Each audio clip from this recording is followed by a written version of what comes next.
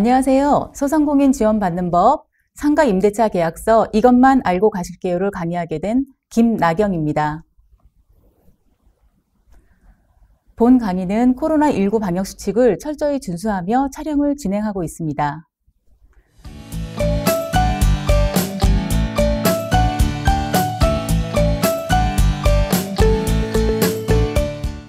이번 시간에는 상가 임대차 계약서를 작성할 때 꼭 확인해야 될 사항과 상가 건물 임대차 보호법에 대해서 강의를 해드릴 건데요.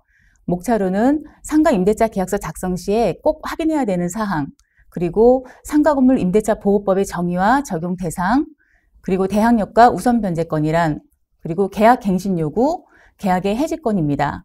그러면 첫 번째로 상가 임대차 계약서 작성 시의 확인 사항을 알려드리겠습니다. 자, 대표님들 상가 임대차 계약을 하실 때 가장 먼저 확인해야 될 게 무엇일까요? 네, 맞습니다. 소유자를 확인하셔야 됩니다. 소유자 확인은 신분증에 있는 사진과 거래 상대방의 얼굴을 비교를 하셔서 정말 소유자가 맞는지를 확인하셔야 되고요. 그리고 계약서, 등기사항 전부 증명서를 확인하셔서 소유자의 인적사항을 일치하는지를 확인하셔야 됩니다. 그리고 본인과 계약하실 때는 소유자의 신분증을 확인하시면 되는데, 만약에 본인이 오시지 못하시고 대리인과 계약을 하게 될 때는 어떻게 해야 될까요? 예, 대리인과 계약을 할 때는 그 대리인이 위임받은 사실이 있는지를 확인을 하셔야 되겠죠. 그러면 서류로는 소유자 인감증명서와 인감증명서 위임장을 첨부를 하셔야 됩니다. 그런데 위임장에 가끔 인감도장이 안 찍혀 있는 경우가 있는데요. 그럴 경우에는 그 위임장은 위임장으로서의 효력이 없기 때문에 반드시 인감도장이 찍힌 것을 확인하셔야 됩니다. 그리고 대리인의 신분증도 확인하셔야 되겠죠. 그리고 대리계약 시에 가장 유념하셔야 될 것은요. 계약금과 잔금을 대리인의 계좌로 송금하지 말고 임대인의 계좌로 송금하셔야 된다는 겁니다. 만약에 대리인의 계좌로 송금을 하였을 때 그 대리 계약으로 인한 부동산 사고가 발생을 하는 것입니다. 그리고 두 번째로는 소유자를 확인을 하셨으면 소유자 외에 다른 권리관계를 확인을 하셔야 됩니다. 권리관계는 등기사항 전부 증명서를 통해서 확인을 하실 수가 있습니다. 갑구에 보시면 물론 소유자가 누구라는 게 나와 있고요. 그리고 소유권 외에 압류라든지 가압류, 가등기, 가처분, 그리고 예고등기가 적혀 있습니다. 네, 저희 같은 경우는 갑구에 압류나 가압류가 있는 경우에는 계약을 하지 않는 것이 좋다라고 많이 설명을 드리는데, 그럼에도 불구하고 꼭 계약을 하시고자 하시는 경우에는 그 압류나 가압류권자를 같이 동행을 해서 언제 말소를 할 수 있는지 말소 여부를 꼭 확인하셔야 됩니다. 그리고 등기사항 전부 증명서 을구를 확인하시면 소유권의 행사를 제한하는 근저당권이나 저당권, 임차권, 그리고 전세권이 등기가 되어 있습니다.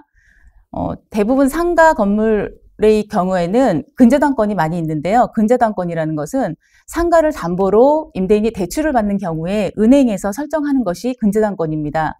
이렇게 근저당권이 있는 경우에는 근저당권 설정 금액이 얼마인지를 확인을 하시고요. 그리고 상가의 건물의 가격과 근저당권 설정 금액을 확인하셔서 비교를 하시고, 만약에 경매가 진행되더라도 나의 보증금이 반환이 될 수 있는지를 충분히 확보가 되는지를 확인하시고 계약을 하셔야 됩니다. 그리고 만약에 전세권이나 임차권 등기가 되어 있는 경우에는 전에 있었던 임차인분이 보증금을 반환받지 못하고 나가시는 경우에 임차권 등기를 하거나 전세권 등기를 말소를 안 하는 경우가 있기 때문에 그런 부분도 꼭 확인을 하셔야 됩니다. 그리고 토지 등기부도 확인하셔서 토지의 소유주와 건물의 소유주가 일치하는지 확인을 하시고 계약을 하셔야 됩니다. 이렇게 권리관계를 확인을 하시면 다음에는 건축물에 관한 사항을 확인하셔야 됩니다. 건축물 관리 대장을 통해서 건물의 면적이나 용도가 내가 하고자 하는 사업과 일치하는지를 확인하셔야 됩니다. 그리고 만약에 내가 하고자 하는 사업이 허가를 받아야 되는 업종이라면 반드시 위반 건축물 여부를 확인하셔가지고 계약을 하셔야 됩니다. 만약에 허가를 받아야 될 사항이라면 건물의 위반 건축물일 경우에는 영업 허가가 나오지 않기 때문입니다. 이렇게 공적 장부를 확인을 하시면 상가 임대차 계약을 할 때 실질적으로 또 확인하셔야 되는 부분이 있습니다. 첫 번째로 임대료 관련입니다. 임대료가 선불인지 후불인지 확인을 하셔야 됩니다. 수도권의 경우에는 대부분 임대료를 후불로 책정을 많이 하고요. 지방의 경우에는 임대료를 대부분 선불로 책정을 많이 합니다.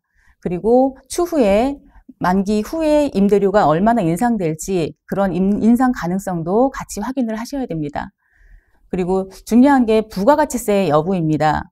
만약에 임차인분이 일반과세 사업자라면 부가가치세는 매입세 공제를 받으면 비용 처리가 되는데, 간이가세 사업자라고 하면 매입세에 공제되는 부분이 굉장히 적기 때문에 임대료 외에 또 다른 비용이 추가가 된다고 보시면 됩니다. 그리고 마지막으로 관리비를 확인하셔야 됩니다.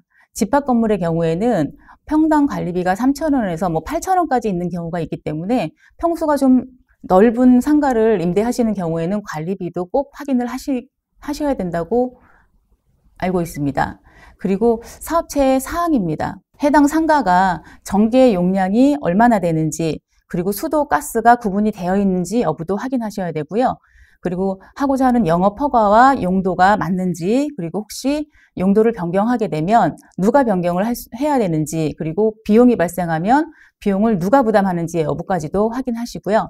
그리고 해당 상가의 주차시설이 얼마나 확보되어 있는지, 그리고 주차비를 따로 납부를 해야 되는지도 확인하셔야 됩니다. 이 밖에도 확인해야 될 것이 상당히 많죠. 그리고 마지막으로 원상복구 관련되어 있는 것은 특이하게 기재를 하시는 게 좋습니다. 계약이 종료가 됐을 때 원상복구 범위를 어디까지 원상복구를 해야 되는지를 구체적으로 기재를 해 놓으시면 분쟁을 미연에 방지하실 수가 있습니다. 그럼 다음번으로는 상가건물 임대차 보호법에 대해서 알려드리겠습니다. 상가건물 임대차 보호법이란 것은 상가건물 임대차에 관해서 민법에 대한 특례를 규정해서 국민경제 생활의 안정을 보장함을 목적으로 한다고 되어 있는데요. 이것은 일정한 요건을 갖춘 상가건물 임대차에 대해서 상가 임차인을 보호하기 위해서 상가건물 임대차 보호법을 적용한다는 것입니다. 그러면 일정한 요건이 무엇인지 한번 확인해 보겠습니다. 상가건물 임대차 보호법의 적용 범위로는요. 첫 번째, 사업자 등록 대상 상가 건물이어야 됩니다. 그리고 주된 부분을 영리 목적으로 사용하셔야 되고요. 혹시 동창회 사무실이나 종교단체 사무실이나 자선단체 사무실은 영리 목적이 아니기 때문에 적용 대상이 안 됩니다. 그리고 두 번째로는 지역별로 일정 보증금 이하의 상가 건물 임대차 계약에만 적용이 됩니다. 2019년 4월 2일부터 서울특별시는 9억 원 이하, 과밀억제권 및 부산광역시는 6억 9천만 원 이하, 그리고 광역시, 세종특별자치시, 파주, 화성, 안산, 용인, 김포, 광주시는 5억 4천만 원 이하, 그리고 그 밖의 지역은 3억 7천만 원 이하인 경우에만 상가 건물 임대차 보호법이 적용이 됩니다. 그리고 보증금 외에 차임이 있는 경우, 월 임대료가 있는 경우에는 월 차임액에 100을 곱해서 보증금과 환산한 금액을 환산보증금이라고 합니다. 예를 들어서 서울특별시 소재의 상가 건물에 보증금 1억 원에 차임 500만 원에 대한 환산보증금은 1억 원 더하기 500만 원 곱하기 100을 해서 6억 원입니다. 그러면 서울특별시는 9억 원 이하가 적용 범위이기 때문에 상가 임대차 보호법에 적용이 대상이 됩니다. 그런데 만약에 이 상가 건물이 그 밖의 지역에 있다 그러면 어떻게 될까요? 그 밖의 지역은 3억 7천만 원 이하만 상가 건물 임대차 보호법에 적용을 받기 때문에 이 건물의 경우는 상가 건물 임대차 보호법에 적용이 되질 않습니다. 그러면 과연 상가 건물 임대차 보호법과 민법과의 차이는 어떤 게 있을까요? 한번 알아보겠습니다. 자, 첫 번째로 대항력에 좀 차이가 있습니다. 상가 건물 임대차 보호법은 대항력이 상가 건물을 인도받고 사업자 등록을 신청하면 그 다음 날부터 자동으로 성립이 됩니다. 그러나 민법은 대항력이 성립이 되려면 임대차 등기를 하여야 합니다. 즉 전세권 등기나 임차권 등기를 해야 된다는 말이죠. 그리고 존속기간은 상가건물 임대차 보호법의 경우에는 존속기간을 아무리 짧게 했어도 1년은 무조건 보장을 해줍니다. 그러나 민법은 6개월이면 6개월, 1년이면 1년, 당사자의 약정에 의해서 기간이 만료가 됩니다. 그리고 차임의 중감 청구가 가장 중요한데요. 차임 중감 청구는 상가건물 임대차 보호법이나 민법이나 양 당사자가 같이 중감 청구를 할 수는 있으나 상가건물 임대차 보호법은 임대인이 보증금의 5% 범위 내에서만 청구가 가능합니다. 그러나 민법상 임대차는 임대인이 보증금을 아무리 높게 올려도 그거 범위가 없기 때문에 10%, 20%를 올려줘야 되는 그런 불리함이 있습니다. 그리고 묵시적 갱신입니다. 묵시적 갱신이라는 것은 만기되기 전까지 양 당사자가 서로 아무런 언급이 없을 때 자동으로 갱신되는 것을 말하는데요. 그럴 경우에 상가건물 임대차 보호법은 동일 조건으로 임대차 계약이 갱신되는 것으로 보고 존속기간을 1년으로 봅니다. 전에 계약을 2년으로 했어도 존속기간이 1년이 되는 것이죠. 그러나 민법은 전 임대차와 동일한 조건으로 다시 임대한 걸로 보기 때문에 전 계약을 2년으로 했으면 다음에 묵시적 갱신도 2년으로 됩니다. 그리고 묵시적 갱신 이후에 해지 통고에 관한 부분입니다. 임대인은 그 존속기간 1년 이내에 해지 통고를 할 수가 없습니다. 그러나 임차인은 해지 통고를 할 수가 있고요. 그리고 3개월 후에 효력이 발생합니다. 이것은 상가건물 임대차 보호법의 경우고요. 민법의 경우에는 양 당사자 모두 언제든지 통고를 할 수가 있습니다. 그러나 임대인은 해지 통고 후 6개월이 지나야 효력이 발생하고 임차인은 해지 통고 후 1개월 후에 효력이 발생합니다. 이렇게 보면 차이가 별로 없는 것 같은데 막상 이제 그때가 돼서 만기가 돼가지고 계약갱신 청구를 하거나 차임 증감을 청구할 때는 굉장히 큰 차이를 보이고 있습니다. 물론 상가건물 임대차 보호법에 적용이 되면 물론 훨씬 더 좋겠죠. 자, 그러면 상가건물 임대차 보호법 중에 가장 큰 대항력에 대해서 말씀드리겠습니다. 대항력이라는 것은 민법과는 달리 등기를 하지 않아도 임차인이 건물을 인도받고 그리고 사업자 등록을 신청을 하면 그 다음 날로부터 생기는 것이 대항력입니다. 이것은 제3자에게도 생길 수가 있고요. 그 건물을 매수한 새로운 임대인에게도 대항력이 생기게 됩니다. 그러나 경매로 인해서 임대인이 바뀐다 그러면은 단서 조항이 붙습니다. 그것은 어떠한 단서가 있나 하면은 인접권이 성립하기 전에 그 선순위 근저당권이 없어야 됩니다. 만약에 선순위 근저당권이 있다면 대항력을 잃게 됩니다. 자, 상담 사례를 한번 보겠습니다. 2019년 7월에 사업자 등록을 하고 식당을 운영 중이고요. 2020년 5월에 임대인이 상가를 매매했고 새로운 임대인이 본인이 직접 음식점을 운영하겠다고 나가라고 합니다. 그러면 어떻게 해야 될까요? 임대차의 대항력은 임차인이 건물을 인도받고 사업자 등록을 하면 그 다음 날서부터 제3자에게 생기기 때문에 새로운 임대인에게도 마찬가지로 대항력을 유지할 수 있습니다. 그래서 임대차 계약을 계속 주장을 할 수가 있고요. 새로운 임대인이 나가라고 해도 나가지 않고 계속 영업을 하실 수가 있습니다. 두 번째 상담 사례로는 2019년 7월에 사업자 등록을 하고 마찬가지로 식당을 운영을 하고 있습니다. 근데 입점 당시에는 선순위 권리가 없었어요. 근저당이 없었다는 얘기죠. 그런데 지금 최근에 경매가 진행되고 있습니다. 어떻게 해야 될까요? 하고 상담을 하셨는데 이런 경우에 두 가지가 있습니다. 만약에 건물을 인도받고 사업자 등록을 하면 제3자에 대해서 대항력은 발생을 하는데 경매로 임대인이 바뀌는 경우에는 선순위 설정이 있느냐 없느냐에 따라서 달라지게 됩니다. 지금 같은 경우에는 선순위 설정이 없었기 때문에 새로운 임대인에게도 대항력을 주장할 수가 있습니다. 그런데 만약에 건물의 인도와 사업자 등록을 하기 전에 근저당권이라든지 압류라든지 가압류 등 선순위 권리가 만약에 설정이 되어 있었다면 어떻게 될까요? 그렇게 되면 경매 낙찰자, 즉 새로운 임대인에게 대항력을 주장을 할 수가 없습니다. 그러한 경우에는 상가 건물을 인도를 하고 보증금을 반환받고 나가는 수밖에 없는데 그렇게 되더라도 보증금을 전액을 돌려받지 못할 수가 있습니다. 왜냐하면 임차권은 물건이 아니고 채권이기 때문에 선순위 권리가 먼저 변제가 되고 남은 금액에서 다른 채권자들하고 같이 안분비례해가지고 보증금을 돌려받기 때문에 보증금 전액을 돌려받지 못할 가능성이 굉장히 높습니다. 그렇기 때문에 우선 변제권이라는 것을 받아야 됩니다. 우선 변제권이라는 것은요. 대항 요건을 갖추고 세무서에서 확정일자를 받은 임차인은 경매나 공매로 임차 건물이 경매나 공매가 나갔을 때 환가 대금에서 후순위 권리자나 그 밖에 채권자보다 우선하여 보증금을 변제받을 권리를 말합니다. 그러면 이것도 일정한 요건이 있어야 되겠죠. 성립 요건은 일단 대항력을 갖추어야 됩니다. 상가 건물을 인도받고 사업자 등록을 하셔야 되겠죠. 그리고 사업자 등록을 하실 때 임대차 계약서에 확정일자를 받으셔야 됩니다. 물론 세무서에서 받으시는 거고요. 사업자 등록하실 때 필수 서류가 임대차 계약서입니다. 그래서 임대차 계약서를 제출을 하면서 확정일자 좀 받아주세요 하고 이야기를 하면 여기 옆에 상가월세 계약서처럼 중간에 확정일자를 도장을 하나 꾹 찍어줍니다. 그것이 확정일자입니다. 어렵지 않은데도 대부분 점포를 운영하시는 분들이 확정일자를 안 받는 경우가 많이 있습니다. 이번 강의를 들으시면 당장 오늘이라도 확정일자를 꼭 받으시기 바랍니다. 그리고 세 번째로는 배당 요구 종기일 이내에 배당 요구를 신청하셔야 되고요. 그리고 그때까지 점유를 하고 계셔야 됩니다. 배당 요구 종기일이라는 것은 경매나 공매가 진행되면 임차인분들한테 배당을 신청하라고 통지서가 날아옵니다. 그러면 그 통지서의 마지막 날을 배당 요구 종기일이라고 합니다. 그럼 또 상담 사례를 또 한번 보겠습니다. 자, 보증금 1억에 월세 500만 원의 음식점을 계약을 하려고 하는데 근저당이 2억 4천만 원이 설정되어 있습니다. 건물의 시세는 5억이라고 합니다. 그러면 확정일자를 받으면 보증금을 안전하게 돌려받을 수 있을까요? 라고 질문해 주셨는데요. 건물에 인도하고 사업자 등록을 마치고 확정일자를 받으면 후순위 권리자보다는 우선 변제를 받을 수는 있습니다. 만약에 경매가 진행돼서 낙찰 금액이 결정이 되면 먼저 선순위 근저당이 변제가 되기 때문에 낙찰 금액에 따라서 보증금 1억을 다 돌려받을 수도 있고 돌려받지 못할 수도 있습니다.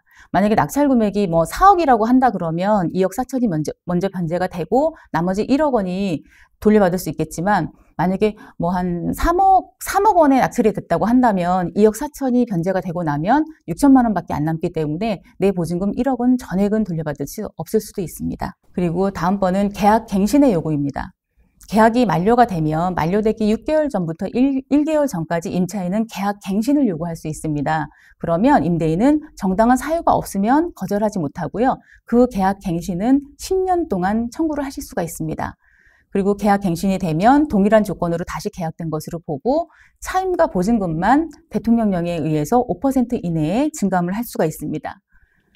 그러면 계약 갱신을 양 당사자가 아무런 이야기가 없으면 어떻게 된다고 했죠? 묵시적 갱신이라고 했죠. 예, 묵시적 갱신은 동일한 조건으로 재계약이 되는 걸로 보지만 존속기간은 1년으로 보고요. 그리고 임차인은 언제든지 해지 통고를 할 수가 있고 그리고 해지 통고를 하면 3개월 후면 효력이 발생합니다. 그러면 그 계약 갱신 요구를 거절할 수 있는 정당한 사유라는 게 있는데요. 그 정당한 사유를 알아보겠습니다.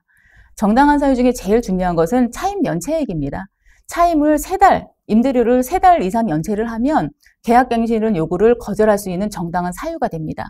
그리고 임차인분이 거짓이나 그 밖에 부정한 방법으로 임차를 했거나 아니면 임대인이 상당한 보상을 제공했거나 그리고 임대인 동의 없이 전대했거나 그리고 건물을 파손했거나 그리고 임차한 건물이 멸실됐거나 이럴 때는 정당한 사유가 될 수가 있고요.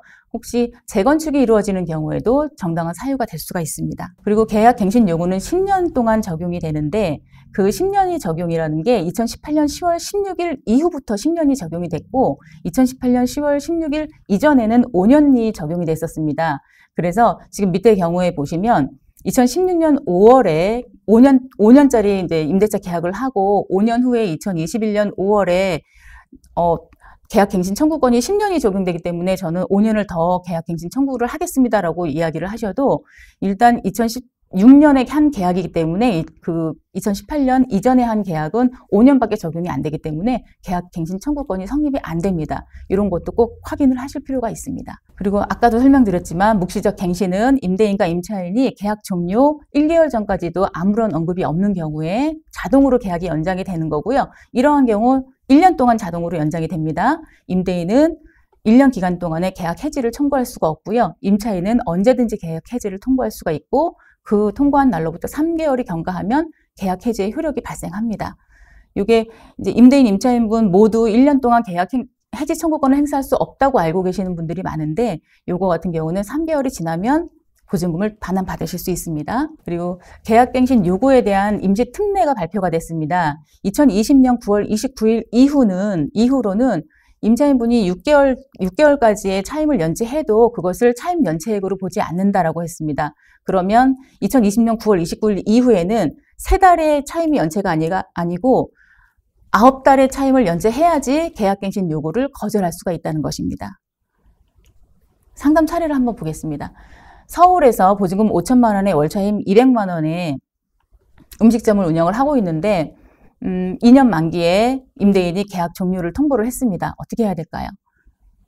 임대인이 계약 종료를 통보를 하였더라도 계약 만기 1개월 전까지만 계약 갱신을 청구하면 임대인은 정당한 사유가 없으면 거절하지 못합니다. 그렇기 때문에 계약이 종료가 되기 한 달 전에 반드시 계약 갱신을 청구하시면 계속 영업을 하실 수가 있습니다.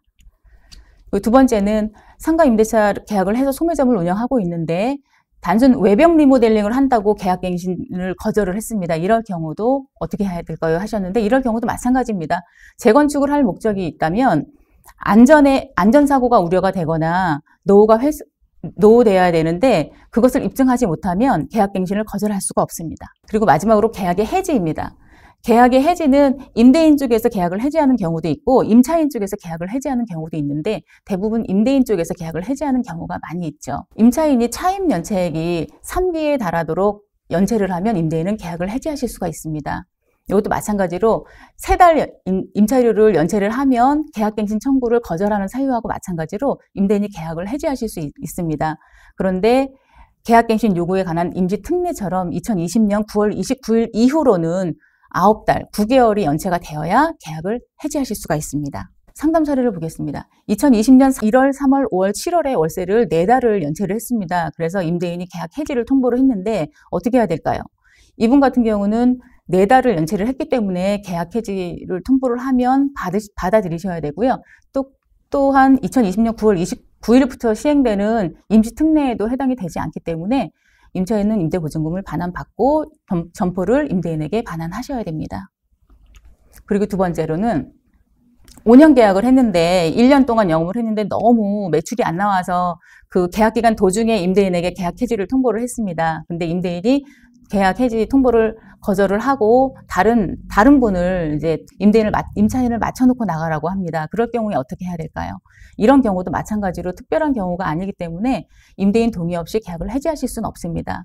그러면 새로운 임차인을 주선을 하셔야 되고요. 그게 어렵다면 임대인에게 소정의 위약금을 지급하든지 협의를 해서 마무리를 하셔야 됩니다. 그런데 임차인이 계약 해지를 한 판례가 있어서 한번 소개를 해드리려고 합니다.